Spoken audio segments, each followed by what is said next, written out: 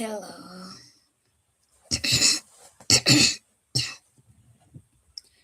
Welcome everyone to this session. Kindly subscribe if you have not. We are studying for exams, so just keep me company. Okay? The quality is not so good because there's no much lighting. But yeah, we will have to burn the midnight oil. Okay. So quickly I'm just going to rush in some few topics. I'll start with arrhythmias. Arrhythmias is an abnormality of the rate, rhythm, or sequence of cardiac electrical activation resulting in abnormal cardiac contraction. Some other definitions say, I have my reference book, so yeah. Disturbance of the electrical rhythm of the heart. Another definition, a group of conditions in which the heartbeat is irregular, accelerated or slowed due to abnormalities in the electrical impulse generation, conduction, or both. So let me have these books here.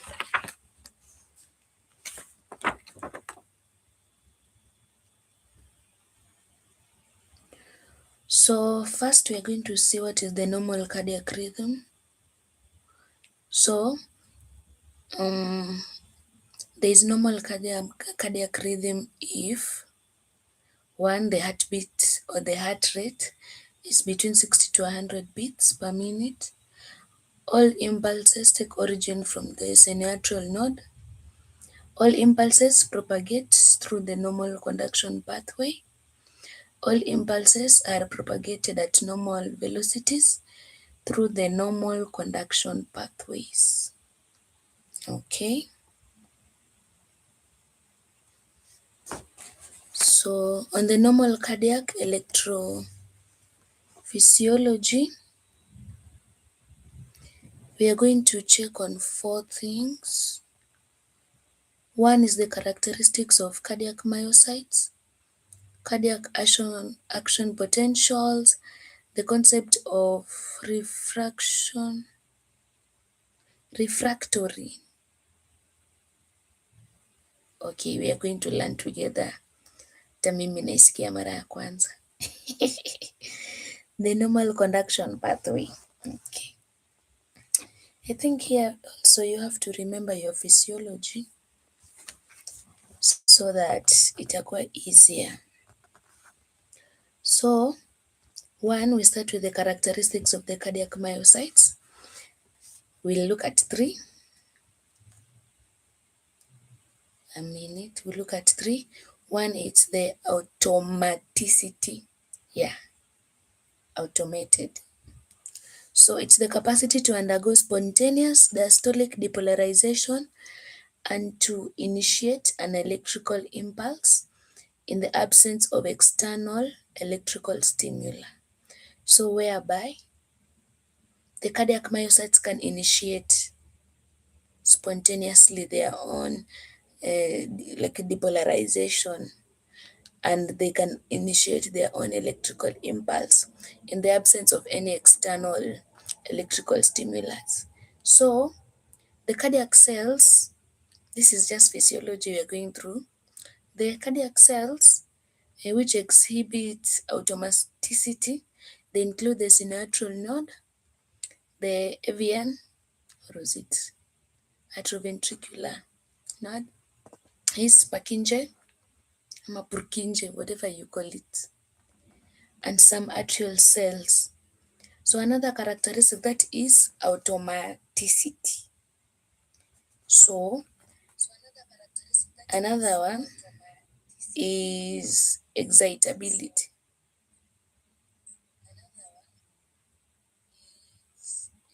Let me check here.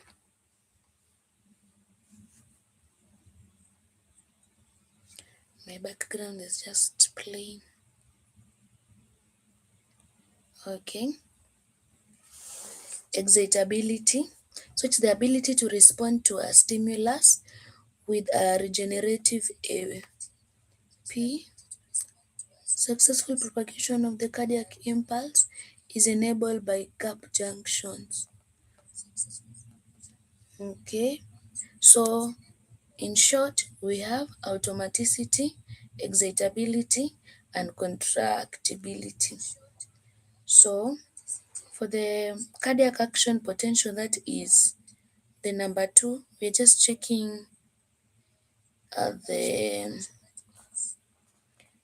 normal cardiac electrophysiology. One, we've said it's the characteristics of the cardiac myocytes, and there are 3: automaticity, excitability, and contractibility. Okay, so for the cardiac action potential, the cardiac action potential are regionally distinct. That is, the action potential differs among different areas of the heart. So due to each cell type expressing different numbers and different types of ion channels. So you remember that diagram, the action potential of the myocytes, the cardiac muscles. Yeah.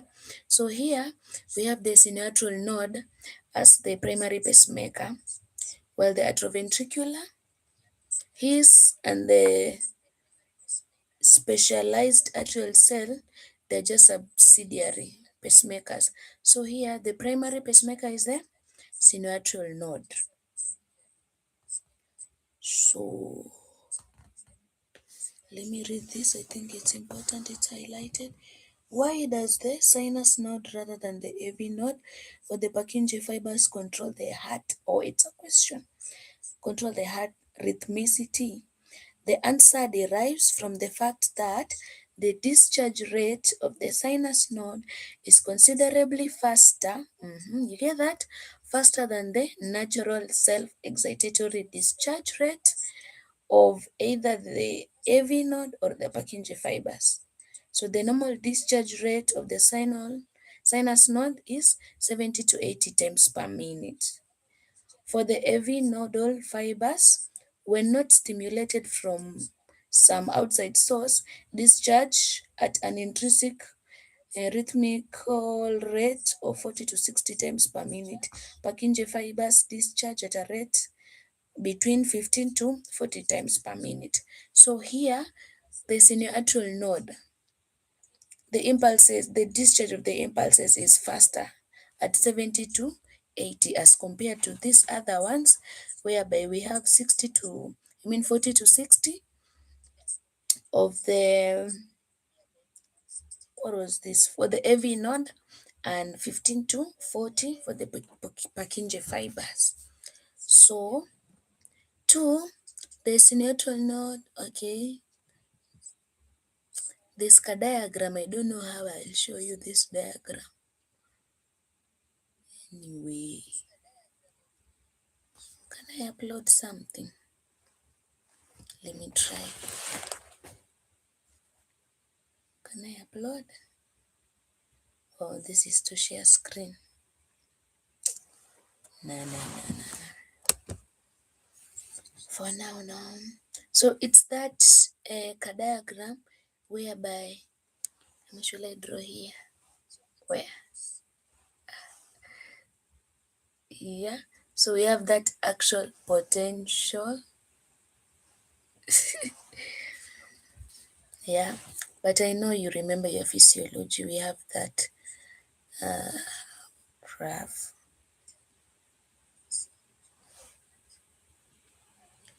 Let me check out my. Is my video quality okay? Anyway, it's at night. I'll create a good video during the day.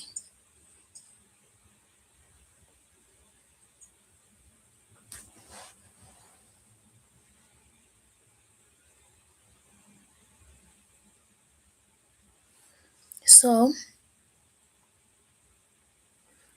and these others, No, I'm just selecting what we're supposed to talk about.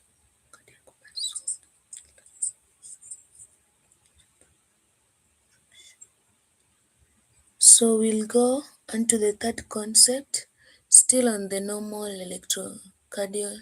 electrophysiology. The third one is the concept of refraction. Hey, I was having challenges pronouncing this. Refractoriness. Oh, refractoriness. Yeah. So the cardiac muscle, just as the other excitable tissue, is refractory to restimulation during the action potential. So the refractory period of the heart is the interval of time during which a normal cardiac impulse cannot re-excite an already excited area of the cardiac muscle. Okay, like it cannot re-excite an already excited. Is that a tongue twister? Yeah, of the cardiac muscle. So there are two types of refractory periods, one absolute and relative. For the absolute, the muscle is completely inexcitable. And for the relative, the muscle is more difficult to excite than normal, but nevertheless it can be excited. Okay, so it requires a very strong excitatory signal for it to be excited. All right, so the normal refractory period of the ventricle is 0.25 to 0.3 seconds, which is about the duration of the prolonged plateau. Okay, there's that graph I think you're going to revisit, the normal action potential of cardiac muscles. Kindly go and revisit that for us to understand kabisa what we are talking about. Okay, yeah. So there's also that normal conduction pathway from the sinoatrial node to the atrial muscle fibers to the atrioventricular node, then the atrioventricular bundle to the bundle branches, that is both the right and left branches, then Purkinje fibers. Unfortunately, I don't have a diagram and I don't know how I can display on my screen. Okay, I'll learn. Maybe in the next times we are going to be projecting here. Okay. Then ventricular, from the Purkinje fibers, it goes to the ventricular muscles. So the atrioventricular node, it's the only electrical connection between the atria and the ventricles in a normal heart. Have you heard that? That the atrioventricular node, it's the only electrical connection between the atrium and the ventricle. That is in a normal heart. Okay, so the normal velocity, the velocity of conduction in most atrial muscle is about 0.3 meters per second. But uh, conduction is more rapid, about 1 meter per second in several small bands of atrial fibers. Okay, this is just the normal physiology. Our major interest was on cardiac arrhythmias. Okay, yeah. So let us look at cardiac arrhythmias. What is the etiology or what are the causes of cardiac arrhythmias? So they can either be physiological or pathological. You know, physiological, how do I explain that? Like they are not pathological, they are not harmful, and we have the pathological ones. Okay, so we are going to first look at the, what is it, pathological causes of arrhythmias. So when we have electrolyte abnormalities, electrolytes here, you know the electrolytes that I'm talking about? Yes, the sodium, the potassium, the calcium, and all that. If there is electrolyte imbalance in the body, we can have uh, arrhythmias. Okay, we are um, we are looking at the etiology of arrhythmias. If we have electrolyte abnormalities, example, hyperkalemia, you know, we start with the hypokalemia, when the sodium levels in the blood is reduced.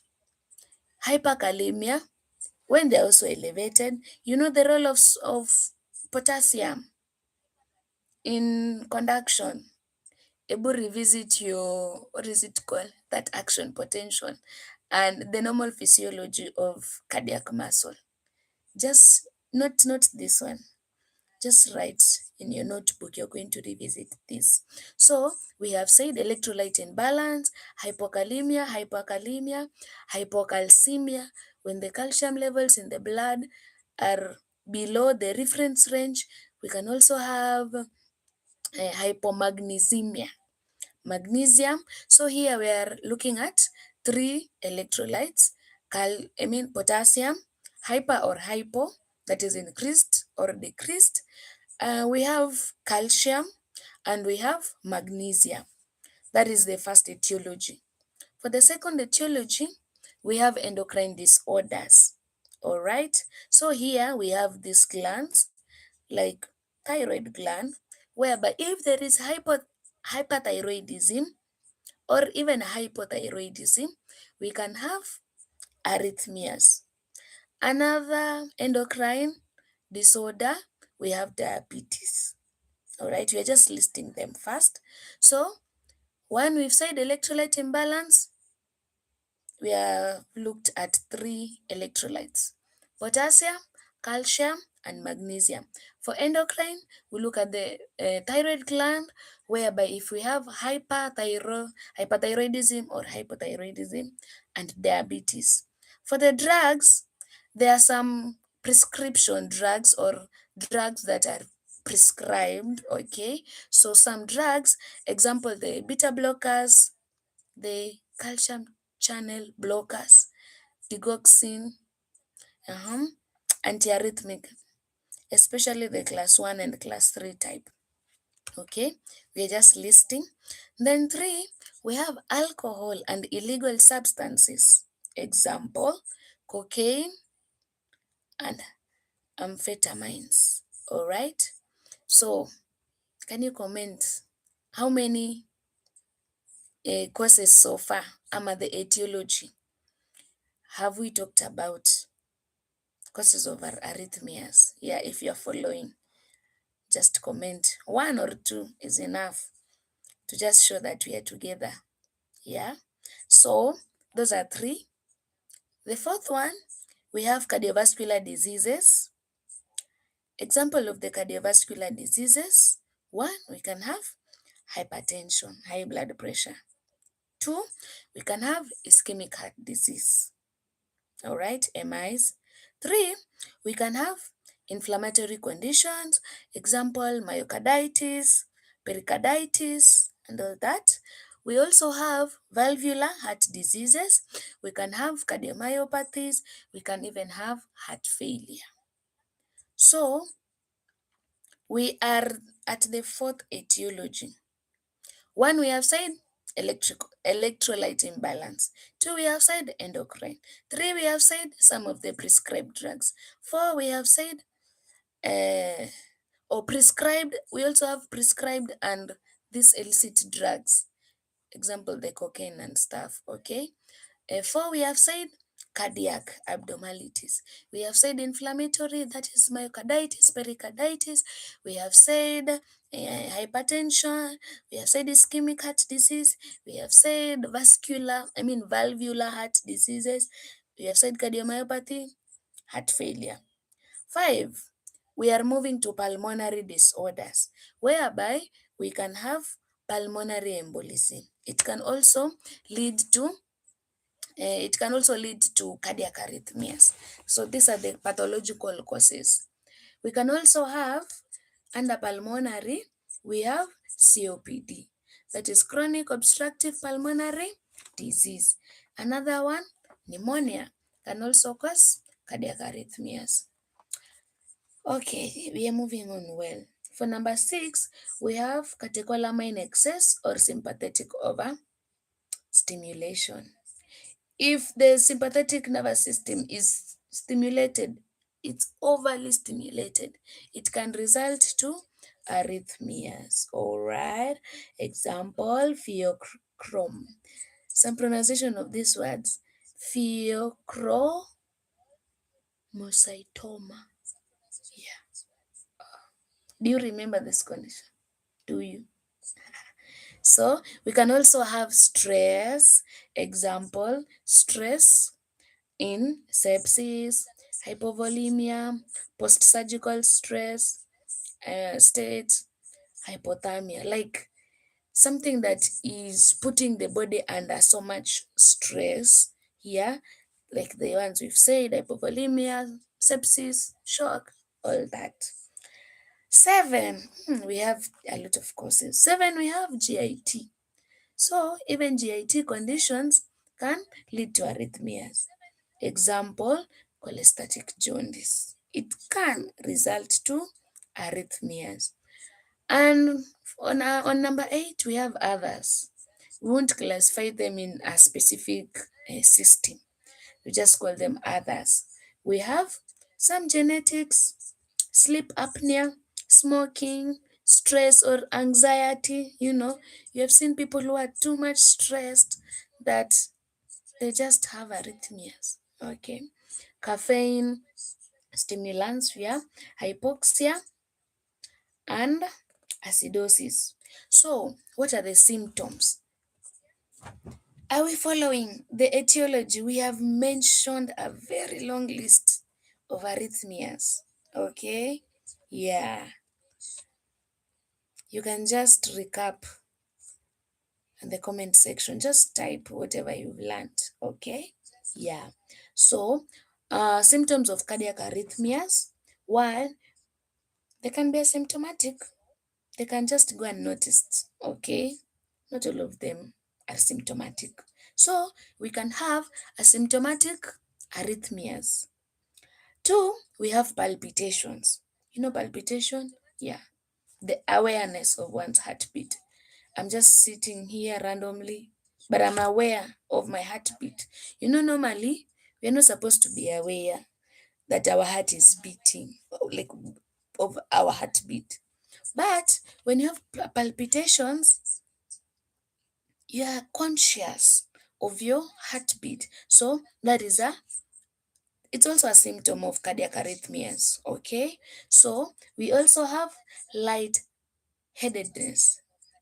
Just feel lightheadedness. I know you understand this. Another one, dizziness, fatigue, syncope, chest pains, shortness of breath, urinary frequency. All these are symptoms. What have I said? Under symptoms, yeah, palpitations, dizziness. Okay, number 1, they can be asymptomatic. You can have asymptomatic arrhythmias, all right? Then you list the others: dizziness, lightheadedness, syncope, chest pains, shortness of breath, and all that. Okay, so what are the mechanisms of cardiac arrhythmias? Are we following?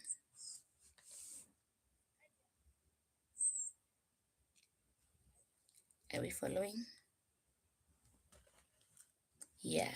So mechanisms of cardiac arrhythmias. So the mechanisms responsible for cardiac arrhythmias may be divided into disorders of impulse formation, disorders of impulse conduction, or a combination of both. We have said, 1, we can have the impulse formation, there's a disorder there. 2, we have the conduction of the impulse, and we can also have a combination of both of them. Are we together? Yeah. For disorders of impulse formation under automaticity, you remember we were describing the normal electrophysiology of the cardiac myocytes. Yeah. So when there is altered automaticity, the normal automaticity that we've talked about, if it's altered, or we have abnormal auto these terms of automaticity. Okay, so we can also have triggered activities whereby there's delayed after depolarization, and we have early after depolarization. Okay, so in this, for the depolarization and all that, I think go back and check your normal cardiac muscle physiology. Yeah, there's that. What is it called? It's not a. Is it a graph or something? You remember that graph? Yeah, polarization, repolarization. Yeah, constant evo. Go and revisit that. Then those are disorders of impulse formation, and we have also said we can have disorders of impulse conduction. So we have re-entry and blocks. So for re-entry, we can either have anatomic or functional re-entry. Okay. So what have we said in the mechanisms? We can have disorders of impulse formation or impulse conduction or both. Okay. So shall we start with the disorders of impulse formation? That is automaticity that we had listed. Yeah. Shall we? Shall we? Yeah, we will start with automaticity. And we have said under automaticity, we can have one, the altered normal automaticity. As we have described at the beginning of this video. Okay, some specialized heart cells, such as the sinoatrial nodal cells, the atrioventricular node, and the His Purkinje system, as well as some cells in both atria, possess the property of pacemaker activity or automaticity. But we have already discussed why we prefer the sinoatrial node because of its fast conduction. Yeah, all right. So if there is suppression or enhancement of this activity may lead to clinical arrhythmias. All right. And do you remember the definition of arrhythmias? Mhm. Go back to the beginning of this video so that we might be at par. All right. So under normal condition, the sinoatrial nodal cells have the fastest rate that we have said between 70 to 80. The rest tumesema around 40 to 60, and the other one 15 to 40. So for sinoatrial node, it has the fastest conduction rate. That is at 70 to 80. All right. Or firing, so-called, you're right. What is not happening here? A moment, some technical things. Okay. So, and let me just recap that one. Under the normal condition, the should I call it sun sinoatrial node? Yeah, it has the fastest firing rate. So, and the so-called subsidiary, these others that we've said, AV and His Purkinje, all those, they fire at slower rates. So the normal hierarchy is maintained. So the firing rate is determined by the interaction of three factors. Yeah. So what are these three factors that determine the firing rate? One, the maximum diastolic potential, otherwise called the RMP. The threshold potential at which um, the AP is maintained, AMA is initiated, the rate or slope of phase 4 depolarization. Go back to that graph of conduction, the what is it called? Action potential. All right. So a change in either of these activities may alter the rate of impulse. We are at initiation first. All right. So a change on any of these activities may alter the rate of impulse initiation. So the pacemaker activity is controlled by autonomic nervous system, metabolic abnormalities, because you remember when we were talking about the etiology and the causes. Yeah, we've mentioned some of this, one of them being metabolic abnormalities. Yeah, the electrolyte imbalances and others. So if there is hypoxia, if there is hypokalemia, if there is acidosis, if there is alkalosis, it might um, control this pacemaker activity. We also have some endogenous or pharmacologic substances, example, some of the drugs that we have listed above. All right. So just recap, at the beginning of this video, we were talking about the etiology and all that. So all these can also result, uh, they take part in the control of the pacemaker. Yeah. So we are, as we have listed the three of them, we are going to check what is the role of the autonomic nervous system, what is the role of metabolic abnormalities, and the third one, endogenous of the pharmacologic substances. For the role of the autonomic nervous system, parasympathetic activities slow the cardiac rhythm and the conduction. All right. So stimulation of the parasympathetic nervous system to the heart causes the hormone acetylcholine to be released at the vagal endings. Then the hormone has two major effects on the heart. So here we have the parasympathetic mm, activity. We have said it slows down the cardiac rhythm. So when there's stimulation of this parasympathetic system, there's release of this acetylcholine.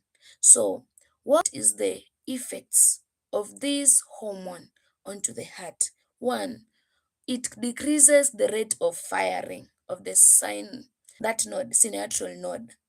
And we have said this node, it's the fastest, faring at 70 to 80. All right.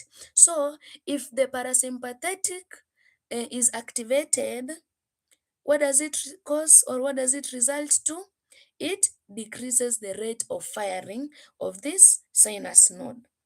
Another effect is that it decreases the excitability of the atrioventricular interventricular junction fibers between the atrial musculature and the AV node, thereby slowing transmission of the cardiac impulse into the ventricles. So, if it decreases the excitability of the AV node, it will slow the transmission of this cardiac impulse to the rest of the ventricle. All right. So this is the effect of parasympathetic activation on the heart muscles.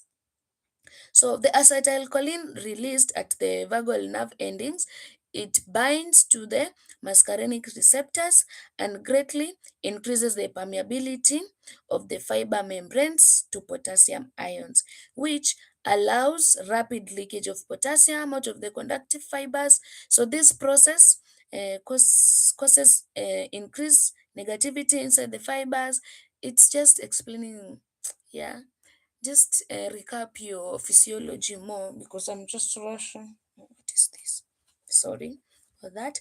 So this process causes increased negativity inside the fibers and can affect they call hyperpolarization, which makes the excitable tissue much less excitable. So just take home role. One was the role of autonomic nervous system. Just consider the parasympathetic and the two effects that it has on the cardiac muscle. All right. So, any condition that will cause parasympathetic overactivity will result in suppressed automaticity. Yeah, take note of that. So, Do you know what stimulates the parasympathetics activity? Do you? You can chat me up. Yeah, go and recap on that one. So, mm, on the other hand, sympathetic stimulation will increase cardiac rhythm. All right. So, if cardiac rhythm is increased, conduction, of course, it has to increase. So, the sympathetic nervous system, it's just the opposite of the parasympathetic. On the other hand, this sympathetic nervous system will increase the cardiac rhythm and increase the conduction rate. So here we have catecholamines, increases the permeability of calcium, increasing the inward calcium ions current. Then sympathetic activity also results in enhancement of the, what is it called? I'm not saying this correctly. So thereby increasing the slope of phosphoripolarization. So any condition also that will increase or will activate the sympathetic or yeah, the sympathetic nervous system will result in increased automaticity. One that was under the role of autonomic nervous system. So you'll divide them into two, the parasympathetic and the sympathetic. Parasympathetic will decrease the cardiac rhythm, decrease conduction, while the sympathetic will increase cardiac conduction and increase cardiac rhythm. So, two, we have the role of metabolic abnormalities. For the metabolic abnormalities, example hypoxia and hypokalemia, they can lead to enhanced normal automatic activity as a result of the sodium potassium pump inhibitor, thereby reducing the background pronouncing this word, lipo, repolarizing current and enhancing phosphodiastolic repolarization. So the end result will be an increase in the spontaneous firing rate of the pacemaker. Yeah. So we've said conditions like hypoxia, hypokalemia, it will lead to enhance normal automatic activity or lead to enhanced normal activity that will result to sodium potassium pump inhibition. So reducing the repolarizing current. Yeah. So the result will be increase in the spontaneous firing of the pacemaker. So on the other hand, modest increase in the extracellular potassium may render the maximum diastolic potential more positive, thereby also increasing the firing rate of pacemaking cells. A more significant increase in the potassium, however, renders the heart inexcitable by depolarizing the membrane potential. Yeah, just that straightforward. So the last one we have suppressed automaticity in degenerative conditions that affect the cardiac conduction system. Suppression of the sinus pacemaker cells can be seen, resulting in sinus bradycardia or even sinus arrest. As a subsidiary pacemaker may manifest as a result of suppression of the sinus automaticity. Okay, this you just grasp it as it is. All right, no more explanation on that. So, what are the clinical examples of altered normal automaticity?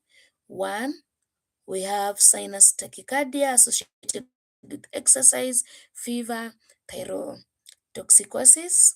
Yeah, you know that from the thyroid hyper. So another one, it's atrial and ventricular accelerated rhythms. Three, inappropriate sinus tachycardia. And four, we have AV junctional rhythms. Those are the clinical examples of the normal cardiac automaticity. So are we together till there? This topic is a bit wide. It is a bit wide. It is a bit wide. All right. So you can just comment there as we go on. Okay. Are we together? What have we learned so far about this? Do we remember the etiology of cardiac arrhythmias? We are still under the pathology courses. We have said they can be classified into two. That is pathologic and the physiologic. For the pathologic, we have classified them into 8. Just a quick recap, all right? Quick recap. So the causes, we have classified them. We can have electrolyte imbalance, that is hyper or hypo, no, not calcium, what is it called? Potassium, yeah. What is it called? Why am I forgetting? What is increased, increased kalemia? Yeah, that is what I was looking for. Hyper or hypokalemia, hypomagnesemia, and calcium. We have also classified them into endocrine, whereby we have hyper and hypothyroidism, we have diabetic mellitus, we also have drugs, some prescribed, example the beta blockers, calcium channel blockers, and we have some of these harmful drugs or illicit drugs like alcohol and cocaine. We have also said we have cardiovascular conditions, example inflammatory like myocarditis, pericarditis, we have hypertension, we have ischemic heart disease, we have heart failure, cardiomyopathy, valvular heart disease. Under the pulmonary causes, we have said we have COPD, we have pulmonary embolism, and we have pneumonia. And under the what is it called? GIT, we have said we have cholestatic jaundice and these others we can't just classify them into a specific system. Example, genetic sleep apnea, stress, smoking, anxiety, caffeine, hypoxia, acidosis, and all that. Then, in conclusion, about the symptoms, signs and symptoms, we have said we can have asymptomatic arrhythmias, and some other symptoms include lightheadedness, we have dizziness, syncope, chest pains, shortness of breath, urinary frequency, fatigue, and all that. I hope you've learned something in today's session. All right, we are going to have a very short break, and we've discussed about the mechanisms of cardiac arrhythmias. The topic is a bit long, a bit very long. So at least we are going to cover in bits so that we might understand well, instead of I bombarding you with a lot of information at once. So at least we can just digest on that. Then I'll be back shortly. I'll be back shortly. All right. Yeah. Just make sure to subscribe. If you have not subscribed, kindly subscribe as we support, we grow in this channel so that you can have more content, revision tips, and all that about this. All right. Yeah. So subscribe. Take a minute. Just subscribe. Have you subscribed already? Yeah. Have you subscribed already? Yeah, thank you for subscribing. Thank you. So I'll be back shortly. I'm just going to end this, then I'll be back. All right, possibly with another topic. Thank you.